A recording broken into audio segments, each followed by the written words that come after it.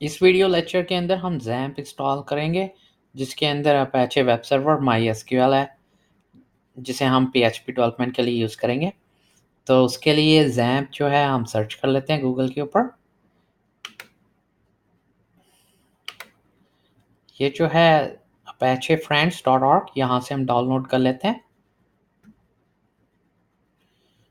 अब बेस्ड आपकी operating system के ऊपर कि वो 64 बिट है, तो उसके लिए आप क्लिक कर दें इसके ऊपर और फिर डाउनलोड स्टार्ट हो जाएगा।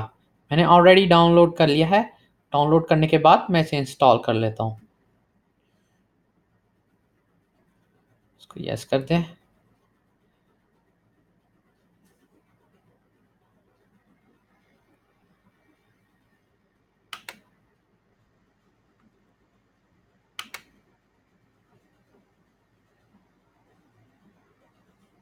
ओके कर दें, फिर नेक्स्ट।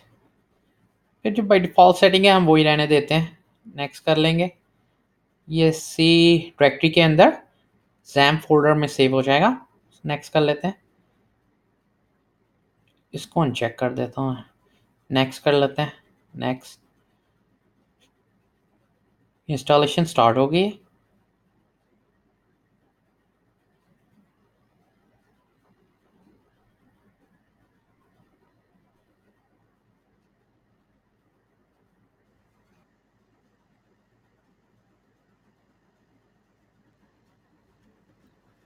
इंस्टॉलेशन कंप्लीट हो गई है।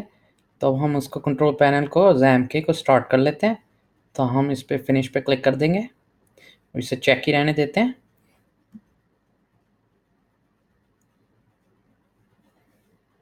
हम इंग्लिश सेलेक्ट कर लेते हैं।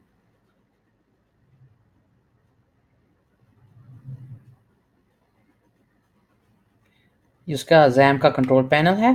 अपाचे हमारा वेब सर्वर है, जिधर हम अपनी PHP के कोड रखेंगे। MySQL हमारा डेटाबेस है। इस दोनों को हम स्टार्ट कर लेते हैं। साथ टेस्ट हो जाएगा कि सब कुछ सही है। ये फायरवॉल को जो है वो परमिशन मांग रहा है, तो इसे अलाउ कर देते हैं हम लोग।